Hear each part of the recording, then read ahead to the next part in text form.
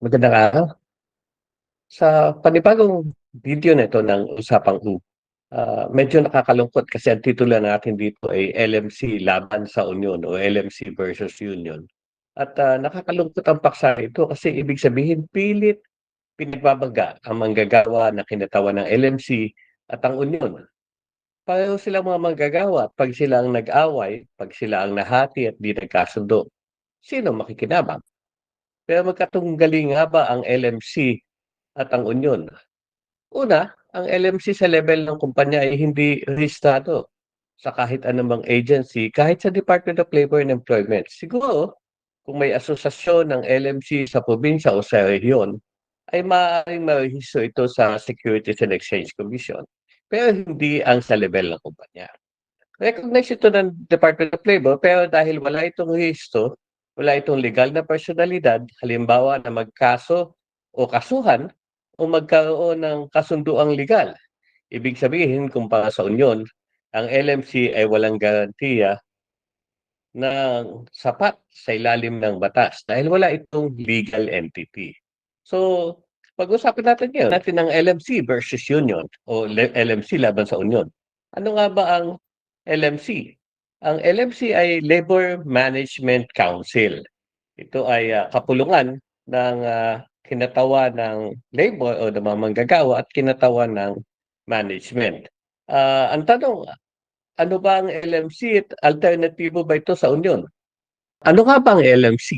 Ang LMC ay Labor Management Council na makikita sa ating labor code. Actually, it emanates from yung miscellaneous provisions ng labor code, particularly Article 292 o yung dating 277. Sinasabi doon, letter G, for organized establishments, pag sinabi yung organized establishments, ibig sabihin may union na natatayo. For organized establishments, labor management cooperation programs based on shared responsibility and mutual respect. Pangalawa, sa letter H, sinasabi, for unorganized establishments, kung walang union sa loob ng kumpanya, ito dapat ay binubuo sa pamamagitan ng voluntaryo na pagkakasundo ng kinatawan ng kumpanya at ng manggagawa para sa purpose lamang ng industrial peace. Sa kabilang banda, kung organisadong union, tinitingnan ito sa purpose ng industrial peace, pagpapalakas at pagpapatibay ng produktibidad at magandang at maayos na working conditions sa company o quality of working life. So, ang probisyon na yon ng labor code ay makikita further sa Department Order 40-03. Ibig sabihin, ang implementing rules, bahagi ng implementing rules na to ng labor code ay makikita sa Rule 21 ng Section 1. Sinasabi dito, ang LMC may be created, maaaring itayo sa organisado o hindi organisadong kumpanya. Ibig sabihin may union o walang union upang bigyan pagkakataon ang mga manggagawa na makibahagi o mag-participate sa policy and decision making sa mga aspeto na hindi covered ng collective bargaining agreement. So, ibig sabihin, ano yung mga aspeto na maaaring hindi covered ng collective bargaining agreement? Una, issue ng productivity, occupational safety and health, quality of work life, pati pagpapaunlad ng product quality. Pero malinaw din sa Department Order 40-03, sinasabi worker representation. Ano yun? Kung sa loob ng kumpanya na mayroong natatayong union, sinasabi ng Department Order na to na ang dapat kinatawan ng mga manggagawa sa Labor Management Council ay manggagaling sa union. Sa kumpanya na walang organisadong union, walang natatayong union o tinatawag na unorganized, paano magkakaroon ng kinatawan ng manggagawa sa Labor Management Council? Sinasabi na dapat ito ay by election at large. Iboboto ng lahat ng mga manggagawa sa loob ng kumpanya ang kinatawan ng manggagawa sa Labor Management Council. Anong epekto? Dalawang bagay. So una, importanteng bigyang diin na ang kagandahan ng Labor Management Council ay nagbibigay ito ng oportunidad para sa mga manggagawa na makibahagi sa proseso ng pagdedesisyon sa loob ng kumpanya. Kung organisado, lagpas pa sa mga benepisyo sa ilalim ng CBA ang tinitingnan na pwedeng pag-usapan sa loob ng LMC. Kung hindi organisado ang union, maaaring pag-usapan ang mga bagay na hindi nasasakop ng collective bargaining agreement. So unang tanong, totoo bang 'pag nasa LMC kayo ay nagkakaroon kayo ng sapat na partisipasyon sa decision making? O baka recommendatory lang ang nagiging function natin sa loob ng LMC? Baka ang final decision ay nasa management na equally represented sa LMC. Pangalawa, representation. Sabi na kung hindi organisado ang kumpanya, dapat i-elect ng lahat ng mga manggagawa sa loob ng kumpanya ang kinatawan ng manggagawa. Una, kinatawan ba talaga siya ng manggagawa? Inelect ba siya ng lahat? Pangalawa, kaninong interes ang dala-dala niya sa loob ng LMC? Dahil importante na kinakatawan mo yung mga manggagawa at ang interes na sinasabi mo dito ay tunay na interes ng mga manggagawa. So yun yung dalawang mahalagang tanong. Pero kailangan bang palitan ng LMC ang union? O pwede bang LMC na lang at 'wag na mag-union? Malinaw po na binabanggit ko pa kanina na miscellaneous provisions lang ito ng Labor Code kumpara sa napakadaming chapters, napakadaming probisyon ng Labor Code tungkol sa labor relations at sa karapatan ng mga manggagawa, partikular sa pagtatayo ng union. Halos 90% po ng, baka exaggeration yung numero, pero halos majority ng laman ng Labor Code of the Philippines ay may patungkol sa pagtataguyod ng karapatan at kapakanan ng mga manggagawa. Sabi pa nga dun sa provisions na yan ay in case of doubt, kung may pagdududa sa interpretasyon ng batas o ng Labor Code of the Philippines, dapat ito ay bigyang pabor o i-interpret in favor of labor. Clearly, hindi nagtatrampol ang collective bargaining in as far as participation is concerned. Malinaw doon na participation in decision making is rested upon the union who may be represented in the Labor Management Council.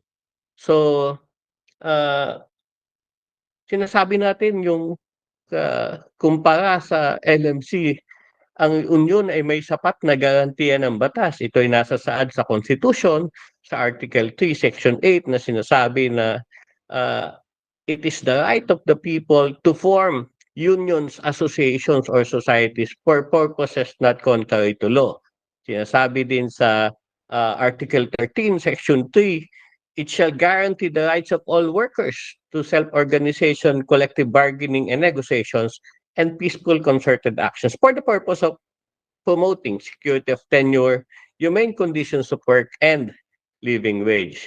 So, particular yung mga provision na yan, maging sa Labor Code, na sinasabi sa Article 253 na dating 243, ang right to self-organization and to form, join, or assist labor organizations for purposes of collective bargaining, particular din sa Article 257, hindi pwedeng sagkaan ang karapatan nito ng mga manggagawa na mag-union o magtayo ng kanilang organisasyon for purposes of collective bargaining. Hindi sila pwedeng harasin o supilin o pigilan o i-discriminate sa kanilang intensyon na magtayo ng union.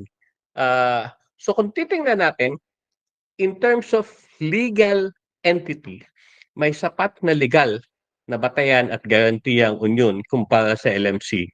Maganda sana yung LMC kung tunay na nabibigyan partisipasyon ng mga manggagawa sa pagdidesisyon ng kumpanya. Kasi baka recommendatory lang. Baka ang final decision ay nandun sa side ng management na siya ding kinatawan, na may kinatawan din sa LMC. At ano ba yung mga pwedeng pag-usapan sa LMC na napapag-usapan sa isang kumpanya na may union dahil sa pamamagitan ng kanyang collective bargaining agreement. Una, annual wage increase, taunang pagtataas ng sahod. Hindi po 'yan mapapag-usapan sa LMC. Puwede 'yan pag-usapan sa CBA. At kung may lumabas halimbawa na wage order, siyempre, kung aplikable ito sa mga manggagawa ng kumpanya, importante na mag-comply ang kumpanya. Pero 'pag sinabi sa CBA, puwede bang across the board? Kung magkano ang sahod na tatanggapin ng mga minimum wage earners, ay tatanggapin din ng mga miyembro ng union sa ilalim ng CBA, puwede pong gawin 'yun na hindi puwedeng gawin sa LMC. 'Pag sinabing, puwede ba taasan natin ang overtime pay? Puwede ba taasan natin ang holiday pay? Puwede pong gawin 'yun sa ilalim ng CBA. Hindi ho 'yun puwedeng gawin sa ilalim ng LMC. Kalimitan, kung susubukan mang erase yung mga issues na 'yan, yan ay magiging recommendatory lamang, suhestiyon lamang at, hindi maba-bind ang company. Halimbawa, retirement pay o gusto mo na mag-resign after 5 years sa loob ng kumpanya, puwede pong pag-usapan 'yan sa loob ng CBA sa pamamagitan ng union, pero hindi sa LMC. Pagdadagdag ng hospitalization benefits o pagbibigay ng insurance, puwede yang pag-usapan at maigarantiya, mai-bind ang company sa loob ng CBA, pero sa LMC puwedeng recommendatory lang. 'Pag nagrekomenda at binigyan ka ng company out of their generosity, kung mabait sila at kung, as gratuitous act, ibig sabihin, bilang, gratitude, puwede nilang ibigay 'yun. Pero discretion pa din po 'yan ng kumpanya. Kasi pagka nasa loob ng CBA, ito ay nagba-bind sa company at nagiging obligatory. 'Yun yung pagkakaiba. Halimbawa, promotion, mapo-promote ka from this rank to another rank. O halimbawa employment security, magsasara yung kumpanya at, sasabihin natin na dapat ito muna ang, tanggalin kung kailangan talagang magtanggal o pagka ibinalik ito dapat mga unang ibalik. Yan po ay puwedeng ikahon, ipasok sa collective bargaining agreement. Pero again, pagdating sa LMC, kahit puwedeng pag-usapan yan, erase halimbawa, those provisions are recommendatory issues. Separation pay, meron tayo sa batas na 'pag natanggal ang isang empleyado, dahil, magre-retrench o magre-redundate ang kumpanya, puwedeng ang matatanggap na separation pay ay i-negate at ilagay sa CBA. Halimbawa, sabi kasi ng batas, 'pag retrenchment ay dapat half month pay lang for every year of service. Pero 'pag napagkasunduan na ilagay sa CBA na 100%, yung isang buong sahod mo ay matatanggap mo kada taon ng iyong serbisyo, maba-bind natin ang company dun dahil nasa loob po yun ng CBA. 'Pag ginawa sa LMC, recommendatory, hindi ho sigurado. Merit increase, sabi ng management, "Di bale, taon-taon magbibigay naman kami ng increase." Discretionary po yun sa bahagi ng management. Kung gusto niyang magbigay taon-taon, kung ayaw niya o kaya sabihin niya na, "Oh, magbibigay kami 'pag maganda ang negosyo, 'pag maganda ang kita ng kumpanya. 'Pag hindi maganda, hindi kami magbibigay." So, it depends upon the discretion of the management, so it becomes discretionary. Puwede 'yan. Pareho sa CBA, puwede din 'yan sa LMC. Pero yung mga awards, halimbawa perfect attendance bonus o lagi kang pumapasok, hindi ka uma-absent o kaya loyalty, matagal ka na sa kumpanya, parehong sa CBA, sa LMC puwede hong pag-usapan 'yan. Pero 'pag may grievance ka, nasuspende ka, puwede bang ilagay pag-usapan sa LMC? Gano'n, mamaya pag-usapan natin na mas malalim 'yun, pero recommendatory din 'yan. In as far as safety and health, productivity issues, compliance with law, yung pagbibigay kailangan may lactation room, kailangan may, solo parents benefits, may facilities related to occupational safety and health. Sa parehong CBA at sa LMC puwedeng pag-usapan 'yan. Ito yung mga outing, Christmas party, sports fest, sa CBA at sa LMC puwede pong pag-usapan lahat 'yan. So gaya sa pinagdidiinan ko kanina, isa sa dahilan niyan ay sa kawalan ng legal na personalidad ng LMC. Pero lahat ng resolutions o rekomendasyon o usapan sa loob ng labor management councils are basically recommendatory. Hindi gaya sa CBA where the parties are compelled by law. Ibig sabihin 'pag CBA ang pinag-usapan, by law, may garantisado at nakapapaloob sa isang kontrata na ang turing nila diyan, it's the law between the parties. Yung CBA is the law between the parties, it's guaranteed by law. Ah, 'Pag nakalagay sa CBA yung mga provisions na pinag-uusapan natin, hindi po 'yan puwedeng baliin at may mga sapat na proseso at mekanismo para siguraduhin na tinutupad ang nakalagay sa CBA. Contrary, LMC recommendations are mere recommendations. Recommendations lang po siya subject to management decision. Dahil mere recommendations, halimbawa sabi ng LMC, "Puwede ba, bigyan niyo kami ng ₱50 meal allowance." 'Pag sinabi ng management, "Sige kung may pera." So, subject to management decision because it's a prerogative of management. Ang pagkakaiba po niyan, sa loob kasi ng union, ng CBA, may mga prerogatiba ang management na actually ay ibinabahagi. They are shared with the union sa pamamagitan ng collective bargaining agreement, sa pamamagitan ng mga garantiya ng batas at mga mekanismo nito. So, what is provided for in the CBA is actually sharing management prerogative. Pinag-usapan natin kanina yung redress of grievance. Halimbawa may grievance, paano makakatulong ang management halimbawang ang isang empleyado ay, binigyan ng notice to explain, paki-explain, puwedeng asistihan ito ng LMC, yung empleyado. Pero bear in mind ang LMC ay Labor Management Council. So may kinatawan diyan ng management, may kinatawan diyan ng labor. So 'pag may initiative ang management na subukang, bigyang pagdidisiplina ang, isang empleyado, puwedeng asistihan ng kinatawan ng mga manggagawa sa LMC sa pagsagot ng notice to explain o baka puwedeng katawanin pa nga sa administrative hearing. Puwede din niyang sabihin na, "Huwag niyo na pong tanggalin, apela na, pabor na po." So doon sa mga gano'ng bagay makakatulong ang LMC. Pero 'pag tinanggal na ng management at sinabi ng management, "Hindi, hindi namin pagbibigyan ang inyong, apela." Sino ang kakatawan sa mga manggagawa 'pag kailangan na niyang ilaban ang kanyang kaso before the labor court, before the NLRC, before voluntary arbitration? Puwede bang kumatawan ang LMC sa mga manggagawa kung sila'y natanggal? Hindi po. Kasi walang personalidad ang kinatawan ng manggagawa sa LMC na humarap sa mga labor courts. Ang union meron, Ibig sabihin ang mangyayari yung manggagawa na natanggal on his own will have to be, uh, pursuing kung ano man ang kanyang pinaglalaban. At dahil wala siyang asiste mula sa union o sa federasyon o sa hanay ng mga manggagawa, maaari siyang either kumuha ng abogado na mahal 'pag sa PAO ay, tingnan natin, siyempre may mga efficiente din namang pamamaraan ng PAO. Pero, ang ayaw nating mangyari baka, bumagsak sa mga fixer o kaya dun sa mga ambulance chaser at dahil naguguluhan siya papaano niya ilalaban yung kaso niya, sumuko na lang at 'wag na lang ilaban yung kaso. Yun yung pagkakaiba kasi hindi naman puwedeng kumatawan sa mga manggagawa sa lebel ng kasuhan ang, miyembro ng LMC, ang kinatawan ng mga manggagawa sa LMC.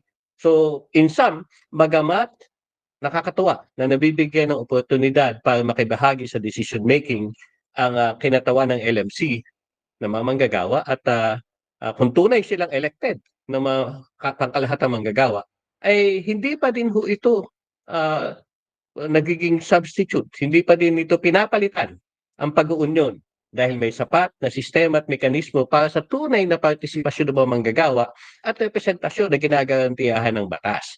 Para sa pagsusulong ng kanyang mga karapatan, para sa collective bargaining, para sa grievances, pagkakaroon ng, katarungan kung magkaroon ng problema sa paggawa sa labor disputes, pagkakaroon ng security of tenure, um, maayos, ligtas at disenteng trabaho, pati na ho ang isang sahod na tunay na makakabuhay at, iba pang mga karapatang pantao, yan ay puwedeng isulong sa ilalim ng unyon na may legal na personalidad, na may sapat na garantiya, sistema at mekanismo para sa tunay na partisipasyon at representasyon.